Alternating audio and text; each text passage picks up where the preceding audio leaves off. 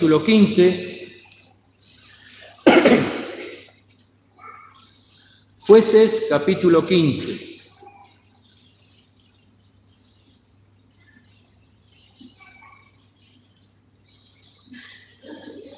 Y vamos a leer desde el versículo 9 hasta el versículo 20 inclusive. Voy a dar lectura a estos 11 versículos de la palabra de Dios, comenzando con el versículo 9 del capítulo 15. Y dice así la palabra de Dios.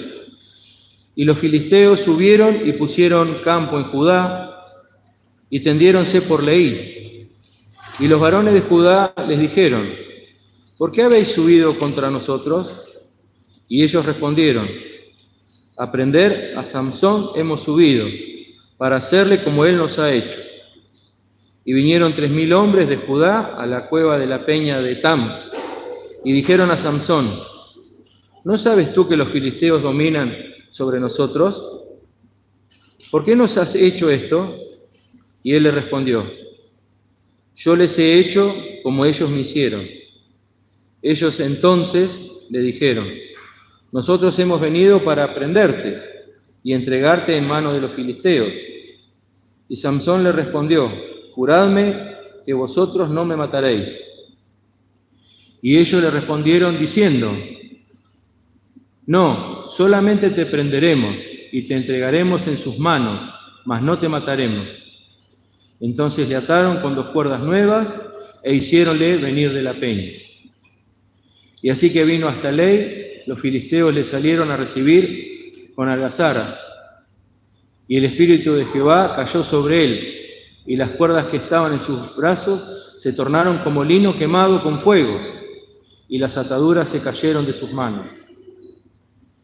Y hallando una quijada de asno fresca, extendió la mano y tomóla, e hirió con ella a 1000 hombres. Entonces Samsón dijo: con la quijada de un asno, 1 montón, 2 montones. Con la quijada de un asno herí 1000 hombres. Y acabando de hablar, echó de su mano la quijada y llamó a aquel lugar Ramat Lei. Y teniendo gran sed, clamó luego a Jehová y dijo: tú has dado esta gran salud por mano de tu siervo, ¿y moriré yo ahora de sed y caeré en manos de los incircuncisos? Entonces quebró Dios una muela que estaba en la quijada, y salieron de allí aguas, y bebió y recobró su espíritu, y reanimóse. Por tanto llamó su nombre de aquel lugar En Ecoré, Acoré, el cual es en ley hasta hoy. Y juzgó a Israel en los días de los filisteos 20 años. Quiero el Señor bendecir su palabra. Hugo, que el Señor te bendiga.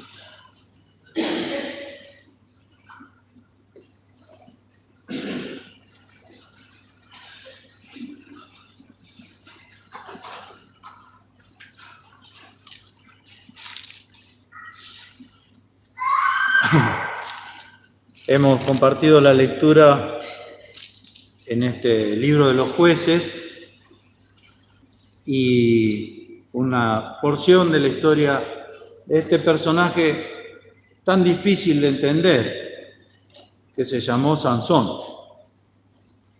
Digo difícil de entender porque cuesta aceptar, por así decirlo, cómo es que este hombre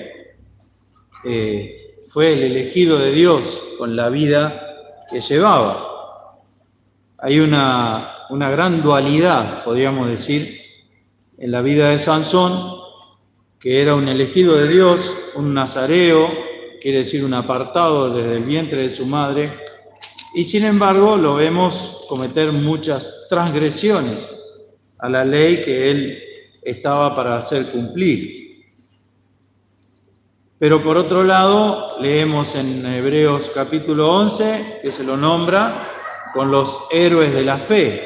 Entonces, digo que es difícil de conjugar la vida que vemos que llevó Sansón, los pecados que cometió, y también que Dios estaba con él y lo tomaba para hacer la obra para la cual lo había hecho nacer. Sansón no iba a nacer y Dios lo hizo nacer con la aparición de un ángel a sus padres diciéndole la tarea que tenía que cumplir, que era vencer o comenzar a vencer a los enemigos del pueblo de Dios, que en ese momento estaba sumido en la idolatría y poca diferencia había entre el pueblo de Dios y los filisteos, entre el pueblo de Dios o los que conocían o debían conocer a Dios y aquellos que no lo conocían. Este pasaje que hemos leído sigue, por así decirlo, mostrándonos esta dualidad, no solamente en la vida de Sansón, sino en la propia historia del pueblo de Israel, el pueblo de Dios en ese momento, y también en este mismo libro de los Jueces. Esa difícil interpretación que se nos hace en la lectura, porque hay veces que pensamos que Dios no puede estar obrando detrás de estas cosas y sin embargo sí lo hace. Podemos dividir esta historia que hemos leído en tres partes para poder entenderla mejor. La primera es cuando Sansón está escondido en la cueva y dice que los filisteos se subieron y pusieron campo en Judá y tendiéronse por ley, que debemos saber que esa palabra significa la quijada. Hay un juego de palabras en todo este desarrollo de la historia que es importante. Los traductores de la Biblia, entiendo yo por la manera que han traducido, que lo han puesto a propósito para que uno se fije en los significados de cada nombre de las cosas que se mencionan en esta historia. Así en toda la traducción Reina Valera 1909 lo podemos intuir. No viene al caso ahora, pero aquí es claro que han puesto los nombres con la idea de que uno averigüe qué significa. Lehi o ley, como leemos en español, significa la quijada. Así que ese lugar donde se reunieron y se pusieron campo, es decir, se pusieron como para pelear los filisteos para capturar a Sansón, que les había quemado los campos, y en represalia a ellos habían quemado a la esposa y a la familia de Sansón. Es decir, es un desastre lo que uno lee, lo que pasaba en la época de los jueces. El lema de este libro es: cada cual hacía lo que bien le parecía. Y aquí vemos que es así. Entonces, ¿por qué decía de la dualidad, de los dos aspectos de esta historia? Porque Sansón se esconde de los filisteos, tomó venganza y dice: bueno, llego hasta acá. Hasta aquí, dice el verso 7, así lo habías de hacer, hablando de que quemaron a fuego a la familia de su esposa y a su esposa. Yo me vengaré de vosotros y después cesaré. Voy a hacer esto y acá se termina. Sin embargo, los filisteos, en represalia, pues les había quemado los campos, en represalia de lo primero, vienen y rodean y quieren destruir al pueblo de Judá. Entonces, el pueblo de Judá se reúne, 3.000 hombres, se reúnen no para combatir a los filisteos, sino para atrapar a Sansón, que era el libertador que Dios había elegido para liberarlo de la opresión del enemigo, para tomar al libertador y entregarlo en sus manos. Aquí vemos la primera, podríamos decir, dualidad o contradicción. Hay quienes lo llaman ironía. Hay algunos estudiosos de la palabra que llaman ironía a estas situaciones que se presentan en el libro de los Jueces. Se juntan, son capaces de ponerse todos de acuerdo, 3.000 personas del pueblo de Dios, no para combatir a los enemigos, sino para tomar a su libertador y entregarlo en sus manos. Y también podemos ver que el hecho de que se junten 3.000 hombres es casi, podríamos decir, un reconocimiento a Sansón, porque 3.000 hacían falta, según veían ellos, para poder controlarlo. Y ni eso siquiera. Como vemos en la historia de Sansón, ni eso, ni 3.000 hombres podían forzarlo a hacer lo que él no quería, porque tenía una fuerza que Dios le daba. No era propia, no era fuerza muscular, era fuerza espiritual que Dios le da, como leemos en este pasaje. Así que reconocen el poder de Sansón que Dios le daba, sin embargo lo van a entregar en manos de sus enemigos. Y Sansón lo permite porque conocía lo que podía hacer estando gobernado por el Espíritu de Dios. Así que se deja entregar, dice, y entonces, verso 13, entonces le ataron con 2 cuerdas nuevas, más flexibles, que no estuvieran deterioradas, e hicieronle venir de la peña donde él estaba. Y así que vino hasta Lehi, recordemos, Lehi es la quijada. Así que vino hasta Lehi, los filisteos le salieron a recibir con algazara, haciendo fiesta, porque habían atrapado a aquel que, según pensaban ellos, aquel que los estaba dañando. Podía seguir invadiendo y dominando al pueblo de Dios que estaba recibiendo lo que, podríamos decir, merecían sus hechos. Y dice el verso 14 que el Espíritu de Jehová cayó sobre él y las cuerdas que estaban en sus brazos se tornaron como lino quemado con fuego y las ataduras se cayeron de sus manos.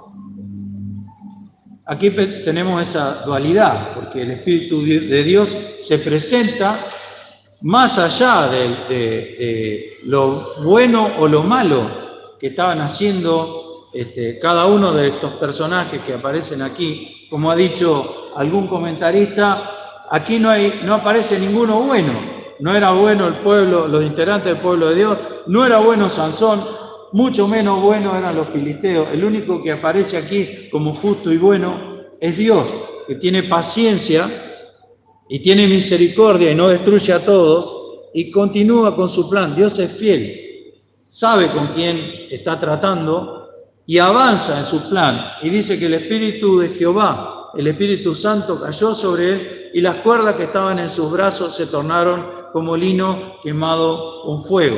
¿Qué hubiera sido la vida de Sansón si él hubiera mantenido esta experiencia permanentemente en su vida? Si nosotros leemos todas las cosas que hizo, muchas de las cosas impidieron que el Espíritu Santo como dice aquí, cayera sobre él y hiciera lo que Dios quería que hiciera. ¿Qué hubiera sido esa vida si él se hubiera entregado por completo a la voluntad de Dios? Pero aquí tenemos, como digo, esta dualidad. Sansón era un elegido de Dios, un siervo de Dios, pero era rebelde, hacía lo que quería, y entonces en muchos casos, si leemos su historia, impidió que Dios lo utilizara, debido a su voluntad propia. Pero aquí vemos, referido a esta experiencia, que cuando el Espíritu cayó sobre él, sus ataduras se deshicieron como lino quemado con fuego. Todo aquello que lo podía retener, que lo ataba y que lo llevaba a la muerte, cuando el Espíritu de Jehová cayó sobre él, quedó libre. Dice el Nuevo Testamento que donde hay el Espíritu de Dios, allí hay libertad. Entonces, en esta primer parte de esta historia, como digo, que puede dividirse naturalmente en 3, cosechamos la primera enseñanza. Donde hay el Espíritu de Dios, hay libertad. Si el Espíritu de Dios viene a una persona, si Dios, porque el Espíritu de Dios es Dios mismo, si Dios obra en alguna persona, la libera de cual sea la cuerda, por más nueva que sea y bien atada que esté, cual sea la cuerda que lo ate, el Espíritu de Dios puede dar libertad. Hay gente que está presa de sus prejuicios. Hay gente que está presa de su propia incredulidad. Hay gente que está presa de sus vicios. Hay gente que está presa de sus propios pensamientos. Hay gente que está presa de otros que los oprimen y los tienen cautivos, aunque sea psicológicamente. Si viene el Espíritu de Dios sobre esa persona, así como pasó con este hombre, esta persona va a ser libre y las cuerdas van a ser como lino quemado con fuego, las cuerdas que lo aten. ¿De qué estás aprisionado? ¿De qué estoy aprisionado? Muchas veces hay pecados que no podemos dejar, o pecados que no nos dejan, como queramos verlo. Muchas veces hay ideas, hay odios a veces que no podemos dejar. Tantas cosas hay que nos tienen atados como si fueran cuerdas nuevas. Sansón, y tiene que quedar claro esto para entender la vida de Sansón, si el Espíritu Santo no caía sobre él, era un hombre común, como cualquiera de nosotros. No residía su fuerza en sus músculos ni en su tamaño, sino en que el Espíritu de Dios cayera sobre él. Aún, como dice la gente que no entiende la Biblia, le cortan el pelo y le quitan la fuerza. No es así. El pelo simbolizaba que él era un nazareo, y si se cortaba el pelo, se trasquilaba, abandonaba el voto, y entonces Dios se apartaba de él. No era el pelo, sino el voto lo que lo hacía fuerte. No era lo físico, sino lo espiritual lo que lo hacía fuerte. Esto tiene una gran enseñanza para nosotros. Como dice el himno que cantamos siempre, ¿quieres ser libre del vicio y del mal en todos sus aspectos? Virtud hay en él. El Espíritu de Dios trae aquí y ahora el poder de libertad a quien está atado, cuáles sean sus ataduras y cuál sea el grosor de sus cuerdas y cuál sea la cuerda nueva que lo ate. Hay poder en Jesús, hay poder en el Espíritu de Dios que trae a Jesús aquí y ahora para ser liberado. Y ahí está libre Sansón. Y la cosa se pone complicada para los filisteos que hasta ese momento estaban cantando y dando grita porque pensaban que ya lo tenían. Repito, ¿qué hubiera sido si Sansón hubiera continuado con esa experiencia y no hubieran sucedido las cosas que relata el capítulo 16? Cuando se junta con Dalila y queda transformado en un hombre común, no en aquel héroe de la fe que nos relata Hebreos. Y dice, porque aquí también vemos simultáneamente con todas estas historias tan controvertidas que leemos en este libro, la presencia de Dios preparando las cosas, porque Dios es fiel. Y dice, si negáremos, nos dice el Nuevo Testamento, Él permanece fiel porque no se va a negar a sí mismo. Entonces Dios, que sabe quién es Sansón, y sabe lo que va a hacer con él, y sabe lo que va a hacer Sansón, Dios está detrás, proveyendo aquello que se necesita para cumplir el propósito de Dios, que es liberar al pueblo de Dios de sus enemigos. Dice el verso 15, hallando una quijada de asno fresca, extendió la mano y tomóla e hirió con ella a 1000 hombres. Varias cosas. No se sabe si se llamaba ese lugar Lehi por la historia de Sansón, o había alguna formación, podríamos decir, en esas colinas que tenían la forma de una quijada de asno, la carretilla, como le decimos nosotros acá en esta zona. No sé si todo el mundo le llama así a la parte de abajo de la boca de los animales, porque tiene la forma justamente de la estructura de una carretilla. Pero ese lugar se llamaba Lehi, la quijada. Como digo, no sabemos si ya se llamaba así o el escritor del libro de los jueces la llama, porque en el momento que él escribió había pasado esta historia de Sansón. De todas maneras dice que él haya una quijada de asno fresca. ¿Qué importancia tiene que sea fresca o que sea vieja? ¿Por qué aclara que era fresca? Porque si era fresca, quiere decir que el asno, el burro, estaba muerto ahí, se había muerto hace poco, porque estaba fresca la quijada. La quijada hubiera sido el alimento de los perros. Y aquí vemos ese contraste, esa dualidad. Como dijo Spurgeon, el conocido y bendito predicador de la antigüedad, Sansón era un ejército de un solo hombre. Los otros 3000 lo habían entregado en manos de los enemigos. Sansón está solo, pero no está solo, porque no hay ningún hombre que Dios haya elegido que vaya a estar solo. Si alguna vez un siervo de Dios se siente solo, debe mirar. ¿A dónde debe mirar? A la cruz de Cristo, donde entre todas las cosas que pagó el Señor, donde las enfermedades y nuestros pecados y nuestras iniquidades fueron cargados sobre Él, también fueron cargadas, queridos hermanos, nuestras soledades.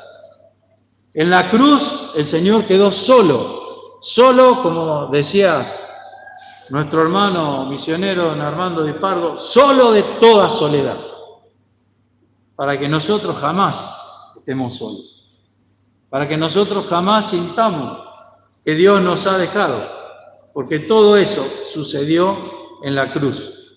Así que este ejército de un solo hombre, por más que haya 3.000 que lo hayan empujado hacia sus enemigos, no está solo, está Dios con él. Y Dios no le da una espada, no le da un ejército, no le da compañeros, le da la quijada de un asno. Y con eso, dice, con ella hirió a 1.000 hombres. Fíjense lo que puede hacer Dios cuando toma a una persona, cuando el Espíritu Santo cae, lo libera y lo hace poderoso de tal manera que se torna invencible. Este hombre, Sansón, el elegido de Dios, un héroe de la fe. Dios lo tomó y ahí estaba Sansón, hiriendo a 1.000 hombres. Y dice el verso 16. Entonces Sansón dijo, con la quijada de un asno, 1 montón, 2 montones. Con la quijada de un asno herí 1.000 hombres. Y aquí tenemos, como digo, esa contraposición de la experiencia. ¿Cómo hizo Sansón para herir a 1.000 hombres? Entre paréntesis, digamos, 3.000 del pueblo de Israel vienen a hablar con él. Y por lo que parece indicar esto, había 1.000 filisteos. 3.000 contra 1.000. ¿Y qué hicieron? Entregaron al héroe. Podrían haberse puesto los 3.000 de acuerdo, eran 3.000 contra 1.000. Podrían haber combatido. Pero el abandonar a Dios nos hace cobardes. El ser idólatras hace que la persona no tenga voluntad. Ser idólatras, como dice también la palabra de Dios, nos hace ser como el ídolo al que adoramos.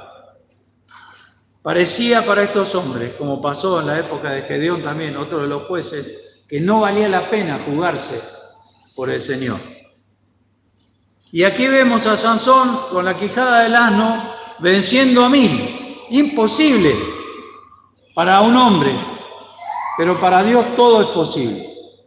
Y entonces, ¿qué va a decir Sansón? ¿Qué comentario va a hacer Sansón de aquello que ha logrado por el Espíritu de Dios? Con la quijada de un asno, 1 montón, todavía tenía la quijada en la mano, 1 montón, 2 montones. Con la quijada de un asno, herí 1.000 hombres. Y acabando de hablar, echó de su mano la quijada y llamó a aquel lugar Ramat Lehi, o la colina de la quijada. Recordemos, Lehi significa quijada. Rama, o la altura de la quijada, Ramat Lehi. Por eso digo que es importante saber qué significa cada cosa. El traductor nos ha despertado la curiosidad al escribir estas cosas, traduciendo del hebreo. ¿Cómo llamó ese lugar? La colina o la altura, como cualquiera de las dos, está bien, eso significa Ramat, significa altura. Ramat Lehi. Ni una sola mención en sus palabras y en el nombre que le pone a aquel lugar de aquel que le daba el poder para realizar esa proeza. Nada. Herí 1.000 hombres, 1 montón, 2 montones. Mire lo que logré. Casi que esos montones eran el monumento a Sansón. Y en vez de poner, ¿qué podría haber puesto? Ebenezer, ¿no es cierto? Podría haber, ¿se acuerdan de Ebenezer? Hasta aquí nos ayudó Jehová. ¿Cómo le pone? La altura de la quijada, la colina de la quijada. Aquí tenemos otro contraste. Lo toma el Espíritu de Dios, lo hace vencedor. ¿Y qué hace Sansón? Poco más se hace un monumento a sí mismo. Claro, es como que le roba la gloria al Señor. Anoche escuchábamos Salmo 50, versículo 15. Y el 14 también. Sacrifica a Dios alabanza y paga tus votos al Altísimo. E invócame en el día de la angustia. Te libraré. Y se nos insistía, tú me honrarás. Pero aquí Sansón, que ha sido tomado por el Espíritu de Dios y ha hecho una gran proeza, parece como que se olvida de Dios cuando ve la obra. Y entonces la providencia divina, el Señor detrás de la escena, podríamos decir, aparece de nuevo. Y dice el verso 18, teniendo gran sed, clamó luego a Jehová y dijo, tú has dado esta gran salud por mano de tu siervo, y moriré yo ahora de sed y caeré en manos de los incircuncisos. Bueno, vamos entendiendo un poco más, ¿no es cierto? Ahora sí, tú has dado esta gran victoria o esta gran salud por mano de tu siervo. Es como que va entendiendo Sansón. Miren, puede suceder. Yo conozco gente que ha sido muy borracha y ha logrado dejar borracho, pero totalmente perdido en el alcoholismo. Y ha logrado vencer ese vicio y lo ha abandonado y ha reformado su vida en ese sentido, sin Dios, sin creer en Dios, es más, despreciándolo. También muchas veces los creyentes, ahí hablamos de un inconverso, hablemos de nosotros, de los creyentes. ¿Cuántas cosas puede hacer Dios con un creyente que se entrega al Espíritu Santo y obra la voluntad de Dios? Pero ¿cuántas veces el creyente como Sansón cuenta los montones? Spurgeon decía, pueden ser montones de pecados que has abandonado, montones de vicios que has logrado vencer, montones de gente al que le has predicado. Sean cual sean tus montones, decía Spurgeon. Lo estoy citando muy someramente y mal. No se puede nadie equiparar con ese siervo de Dios. Decía, cuales sean los montones, no olvide de dar la gloria a Dios, porque a veces olvidamos que el Señor dice, sacrifica a Dios alabanza. Y miren, es una frase, nosotros estamos tan acostumbrados a escucharla, a esta frase del Salmo 50, que no nos llama la atención que diga sacrifica a Dios alabanza, porque la alabanza, cuando cantamos, hace un rato lo estábamos haciendo, no parece un sacrificio, ¿no es cierto? Al contrario, se disfruta la alabanza. Nos gusta cantar, nos gusta adorar al Señor, pero la alabanza lleva implícito un sacrificio, porque en la alabanza que yo doy a Dios, niego la alabanza a mí mismo, si no, no se la doy a Dios, me canto a mí mismo. Así que diga la palabra de Dios, sacrifica alabanza, implica que hay una negación. ¿Y qué es un sacrificio? Un sacrificio es una muerte.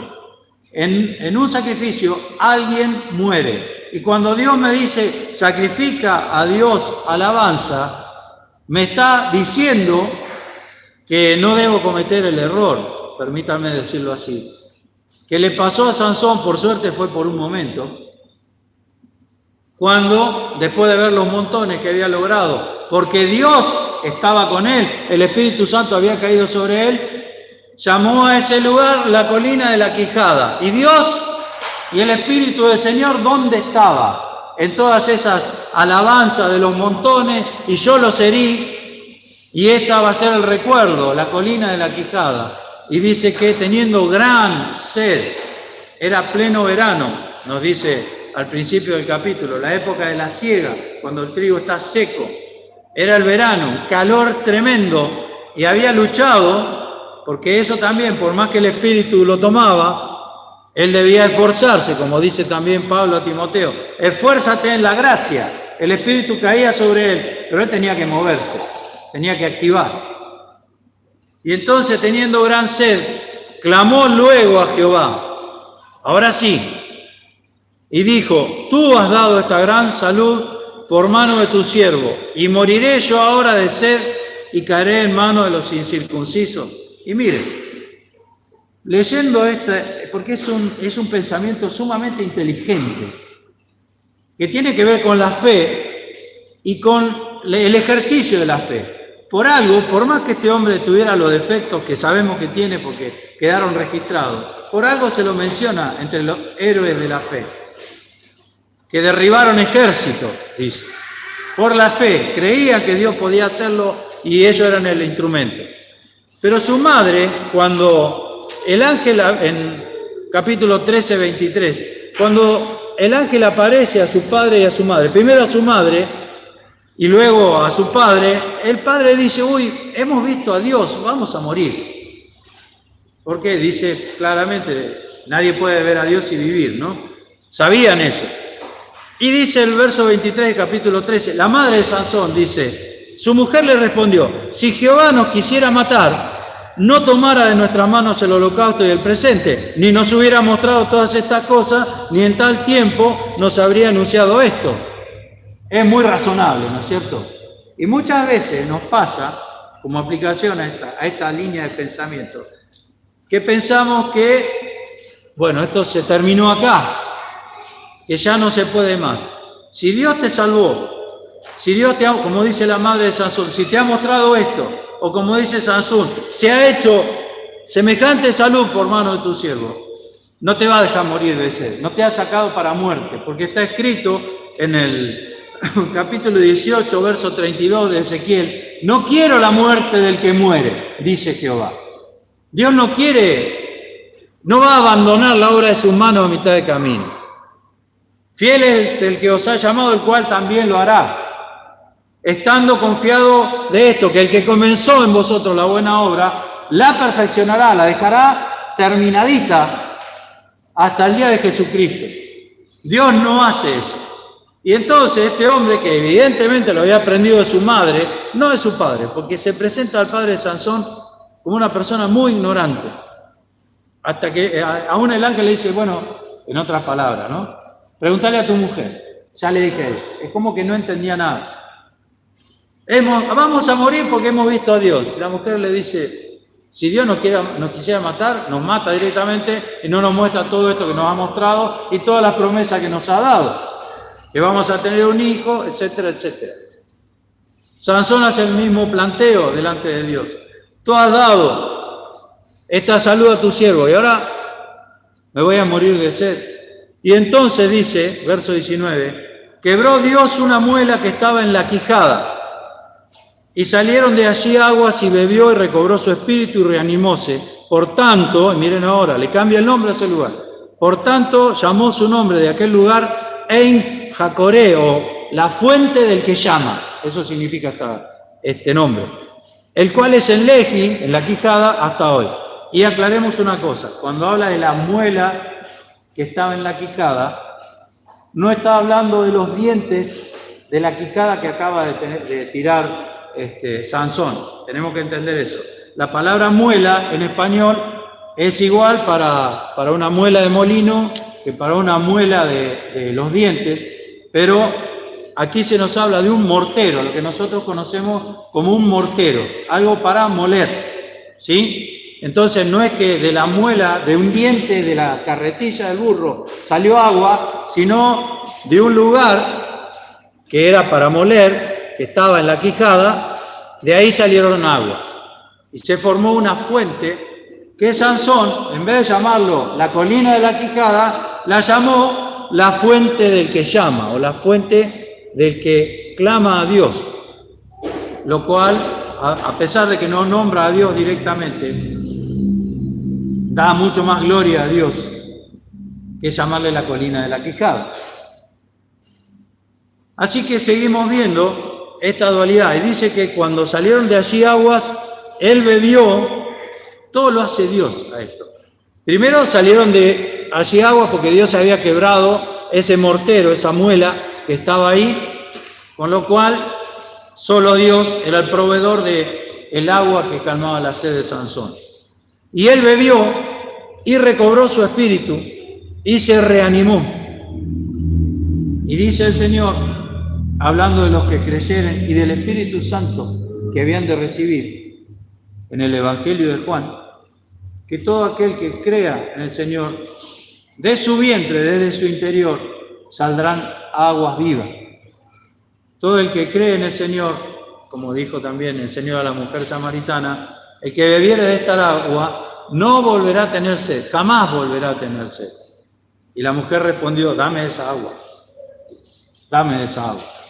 Así que vemos aquí esta fuente del que llama. Es notable que la palabra Jacor, o en, como se pone aquí en nuestra traducción, significa fuente. Y Jacore Jacoré es el que llama, es el tiempo presente. No es el que llamó, sino el que llama, ahora. Y esto nos hace ver, por decirlo de esta manera, que esa fuente sigue abierta. Ya lo dice Isaías, capítulo 55, versículo 1. A todos los sedientos, venid a las aguas.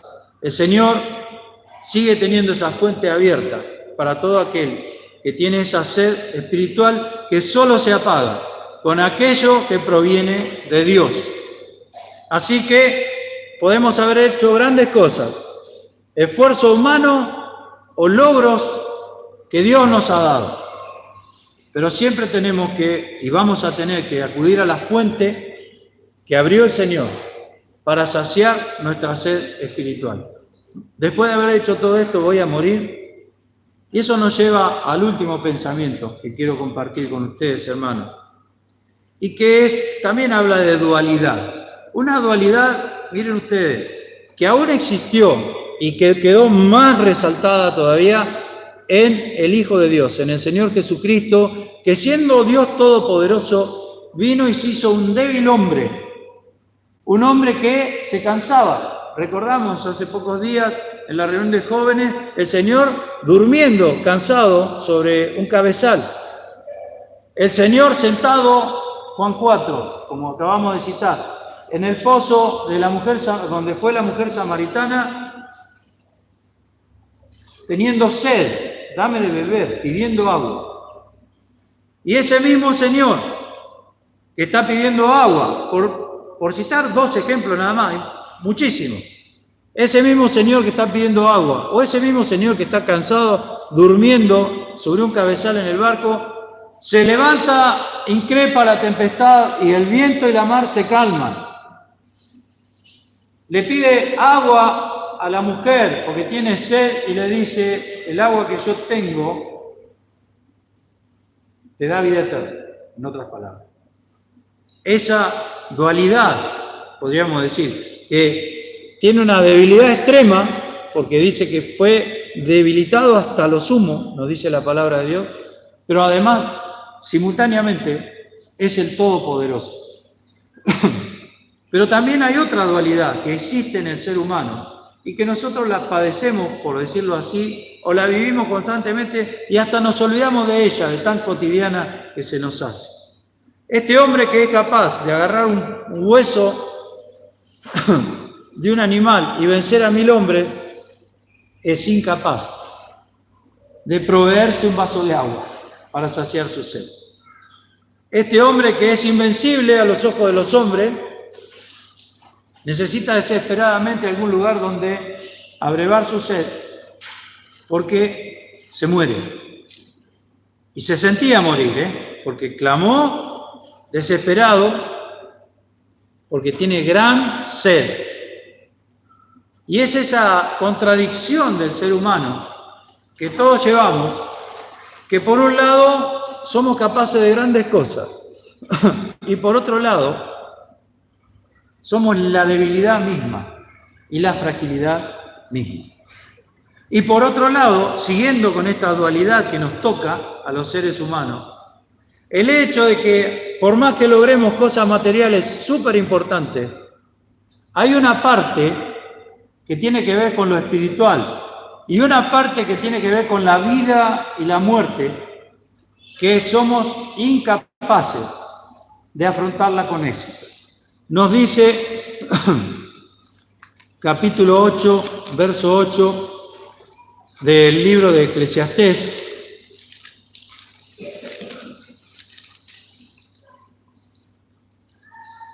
no hay hombre, Eclesiastés 8:8, no hay hombre que tenga potestad o poder sobre el espíritu para retener el espíritu, ni potestad sobre el día de la muerte. Y no valen armas en tal guerra, ni la impiedad librará al que la posee. Los impíos pueden hacer muchas cosas y librarse de la justicia humana en el transcurso de su vida, hasta que llegue el día en que Dios dice: se terminó. Aquí vemos que el hombre puede hacer un montón de cosas, como pasó con Sansón, pero hay una batalla en la que siempre perdemos. Por eso el Señor decía, Lucas 9:25, por ejemplo, lo citó varias veces en los evangelios: ¿de qué le sirve al hombre? ¿De qué sirve al hombre si ganara o granjeare el mundo y pierde el alma? El hombre puede granjear el mundo, puede ganar el mundo, puede ser famoso, puede hacer proeza. Aún los creyentes podemos hacer grandes cosas en el nombre del Señor. Pero el Señor hace un corte violento y claro entre lo que se puede lograr acá y el momento en que yo tengo que encontrarme cara a cara con Dios. ¿De qué le sirve al hombre si ha granjeado el mundo, dice el Señor, y perdiere su alma? ¿O qué recompensa dará el hombre por su alma? Lucas 9:25. Como digo, por citar algunas de las veces que dice esa frase el Señor. Entonces aquí, en esta línea, podríamos decir, de contraste que nos cuenta esta historia, vemos el contraste del ser humano, pero también el contraste que hay entre la vida y los logros humanos y la situación o la condición del ser humano frente a la muerte inevitable que todos, tarde o temprano, vamos a tener que afrontar. Hacemos muchas cosas para olvidar que algún día vamos a morir. Si es mundano, se aturde y quiere ignorar que se va a morir. Y los creyentes muchas veces nos pasa que vivimos como si todo lo que hay en la vida fuera lo de este mundo, olvidando quizá que lo de este mundo es ínfimo y es pasajero, como dice también el proverbio bíblico, como la gloria de una flor, que de donde sale el sol se seca y su lugar no la conoce más, o sea, no hay más flor donde está. Así es la gloria humana, así es la vida del ser humano. No valen armas en esta guerra.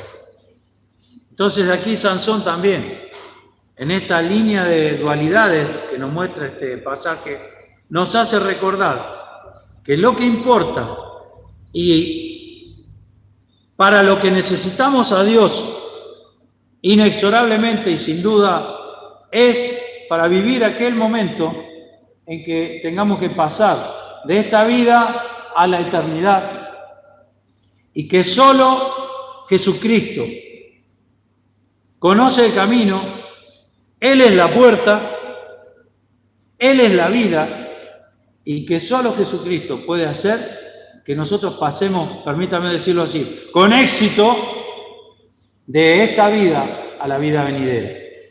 Porque nos dice la palabra de Dios que está establecido a los hombres que mueran una vez y después el juicio. Eso en cuanto a los inconversos. Pero en cuanto a los creyentes, dice con toda claridad en varios lugares del Nuevo Testamento, Romanos, Corintios, dice, todos tendremos que parecer. Parecer significa estar presente. Es como la palabra que usamos ahora, comparecer. Todos tenemos que estar ahí. Todos tenemos que parecer o comparecer en el tribunal de Cristo. Y Pablo dice a los corintios, para que la obra de cada uno sea probada como por fuego, ¿no? O por el fuego, mejor dicho. Y hay piedras preciosas, hay madera, hay heno, hay hojarasca, cosas que no van a resistir el fuego y cosas que sí lo van a resistir. Entonces, esta historia corta de Sansón nos hace recordar muchas cosas, muchas enseñanzas. Primeramente hemos dicho, en la primera parte de la historia, donde hay el Espíritu de Dios, hay libertad. Si yo estoy preso de alguna cosa que no puedo vencer, tengo que entregarme a la influencia del Espíritu Santo de Dios para ser librado de esas sogas que me atan, que se van a parecer lino quemado por fuego, como dice aquí la expresión. En segundo lugar, tengo que acordar de que lo que puedo hacer en el nombre del Señor debe retribuirle a Él en gloria. Y debo recordar siempre, porque nos dice también 1 Tesalonicenses, sed agradecidos. No puedo robarle la gloria al Señor. Sacrifica a Dios alabanza. Y luego también recordar que hay un paso que yo tengo que dar. Sansón, con todo el valor que tuvo para vencer a Milón, no tuvo nada de miedo. Agarró la quijada, 2 montones, con los filisteos que lo atacaban. Pero cuando le vino la sed, la grande sed, tuvo miedo de morir. Tuvo miedo de morir. Y era un héroe de la fe, pero tuvo miedo de morir. Porque la muerte es algo que se nos ha impuesto, porque es la paga del pecado. Si no fuéramos pecadores, no moriríamos. La paga del pecado es la muerte. Entonces es algo que, aunque es natural para todo ser humano, igual seguimos teniéndole rechazo. Igual sigue siendo algo que sentimos antinatural. No queremos la muerte. Solo Jesús puede hacernos atravesar ese río de su mano y llevarnos a la presencia del Señor. Así que estas historias del libro de los jueces, esta historia de Sansón, nos recuerdan las dos caras de la vida. Primero, la parte humana, pero también no olvidemos la parte espiritual, la parte eterna, porque las cosas que se ven, decía el apóstol Pablo, son temporales, pero las que no se ven son las verdaderamente valiosas, son eternas, no se pueden arruinar con el tiempo, permanecen ahí. Entonces, queridos hermanos, queridos amigos, debemos reflexionar y pensar en el momento en que nos encontremos ante ese umbral, no sabemos cuándo va a ser, en que tengamos que pasar del otro lado y cómo lo tenemos resuelto. Si hemos arreglado nuestras cuentas con Dios, si hemos recibido a Jesucristo como nuestro único y suficiente, no se necesita más que eso, suficiente Salvador. Si el Espíritu Santo nos ha engendrado una nueva criatura, si el Espíritu Santo está en nosotros, si no pensamos en eso y si no pensamos en la importancia que eso tiene, por ahí no va a pasar como Sansón, que el Señor nos va a sacar el agua para que recordemos que la gloria se le debe a Él y no a los montones que hemos logrado, sea porque Dios nos ayudó o sea por el esfuerzo propio. Cuando miramos esos montones, no debemos pensar en la colina de la quijada, debemos pensar en la fuente del que llama. Llama, tiempo presente. Quiere el Señor bendecirnos, hermano.